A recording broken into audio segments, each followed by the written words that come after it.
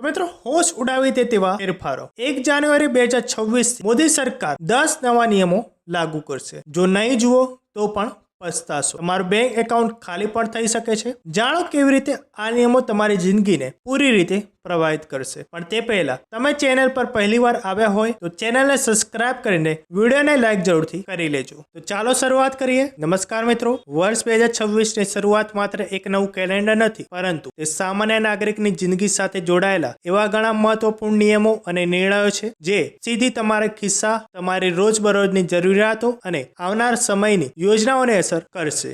1 જાન્યુઆરી 2026 થી આખા દેશમાં બેન્કિંગ વ્યવસ્થા, રેશન કાર્ડના નિયમો, એલપીજી, સીએનજી અને પીએનજી ગેસની સુવિધાઓ, પીએમ કિસાન યોજના, વિવિધ પેન્શન યોજનાઓ અને હેલ્થ સેક્ટર સાથે જોડાયેલા ઘણા મહત્વના ફેરફારો લાગુ થવા જઈ રહ્યા છે, જેની અસર દરેક વર્ગના લોકો પર અલગ અલગ રીતે જોવા મળશે। જો આ નિયમોની જાણકારી તમને સમયસર નહીં હોય તો આર્થિક નુકસાન કે પછી સરકારી સુવિધાઓથી વંચિત રહેવું પડી શકે છે। સૌથી પહેલા અને મોટા ફેરફાર દેશના વાહન ચાલકો માટે છે।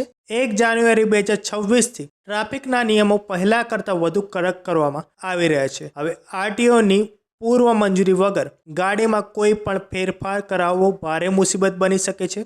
પછી તે સાયલેન્સર હોય, બદલાયેલા હોર્ન હોય કે પછી મ્યુઝિક સિસ્ટમ હોય। જો વાહનનો અવાજ 80 ડેસિબલથી વધુ હશે તો ગાડી જપ્ત કરવા સાથે ડ્રાઇવિંગ લાયસન્સ સીઝ કરવાની કાર્યવાહી પણ શરૂ થઈ શકે છે।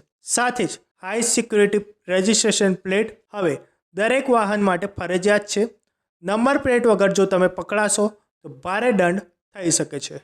1 જાન્યુઆરી 2026 થી રેશન કાર્ડની આખી વ્યવસ્થા નવા સ્વરૂપે લાગુ થશે। રેશન કાર્ડ હવે માત્ર અનાજ લેવાનું દસ્તાવેજ નહીં પણ તમારી ડિજિટલ ઓળખ બની જશે। નવા નિયમો મુજબ અનાજના જથ્થામાં વધારો કરવામાં આવશે, પરંતુ તેની સાથે જ ઈ-કેવાયસી અને આધાર લિંકિંગ પૂરી રીતે ફરજિયાત કરી દેવામાં આવશે। જો તમારા દસ્તાવેજો અધૂરા હશે તો તમે 2026 થી સરકારી લાભોથી વંચિત રહી શકો છો। વડીલો અને પેન્શન મેળવતા નાગરિકો માટે સારા સમાચાર છે। 1 જાન્યુઆરી 2026 થી આખા દેશમાં પેન્શન વ્યવસ્થાને સિનિયર સિટીઝન કાર્ડ સાથે જોડી દેવામાં આવશે। હવે જીવન પ્રમાણપત્ર જમા કરાવવું કે પછી પેન્શનનું વેરિફિકેશન કરાવવા બેંક કે કચેરીઓના ધક્કા નહીં ખાવા પડે, બધું જ ઓનલાઈન થશે। આ કાર્ડની મદદથી સરકારી હોસ્પિટલમાં કેશલેસ સારવાર અને રેલવે બસમાં વિશેષ છૂટછાટ પણ મળવાના છે। નવા વર્ષમાં ગેસ અને ઇંધણના ક્ષેત્રમાં ગ્રાહકોને રાહત મળવાની આશા છે। 1 જાન્યુઆરી 2026 થી સીએનજી અને ઘરેલું પીએનજી ગેસની કિંમતમાં 2 થી 3 રૂપિયાનો ઘટાડો થઈ શકે છે, જેનો સીધો ફાયદો ટેક્સી અને ઓટો ચાલકો અને સામાન્ય પરિવારોને થવાનો છે।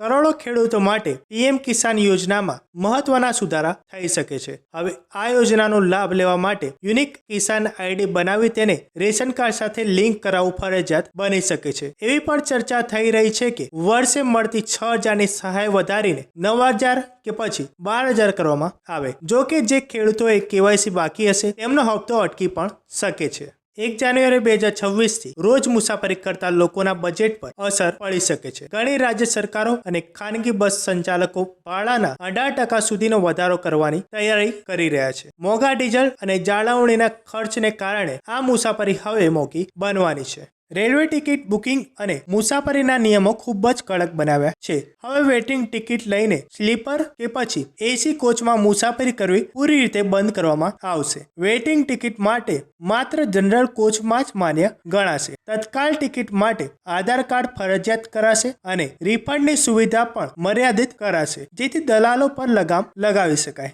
1 જાન્યુઆરી 2026 થી બેન્કિંગ સેક્ટરમાં મોટા નિયમો લાગુ થશે। સેવિંગ એકાઉન્ટ પર જોડાવું હવે તમારા ખાતામાં રહેણાંક, એવરેજ બેલેન્સ અને મિલકત પર નક્કી થશે। એટીએમમાંથી વારંવારની રકમ મેળવવામાં આવી શકે છે। જો 12 મહિના સુધી ખાતામાં કોઈ લેવડ દેવડ થશે નહીં તો એકાઉન્ટ ઠપ થઈ શકે છે અને ડિજિટલ પ્રોગ્રામ પણ બંધ થઈ શકે છે। તો મિત્રો આ હતા 1 જાન્યુઆરી 2026 થી લાગુ થનારા મોટા ફેરફારો। તો મિત્રો તમને આ જાણકારી મદદરૂપ લાગે એવી હોય તો વિડીયોને લાઈક જરૂરથી કરી લેજો અને કોમેન્ટ બોક્સમાં જરૂરથી જણાવજો કે તમે આપણો વિડીયો કઈ જગ્યાથી જોઈ રહ્યા છો અને ચેનલને સબસ્ક્રાઇબ જરૂરથી કરી લેજો।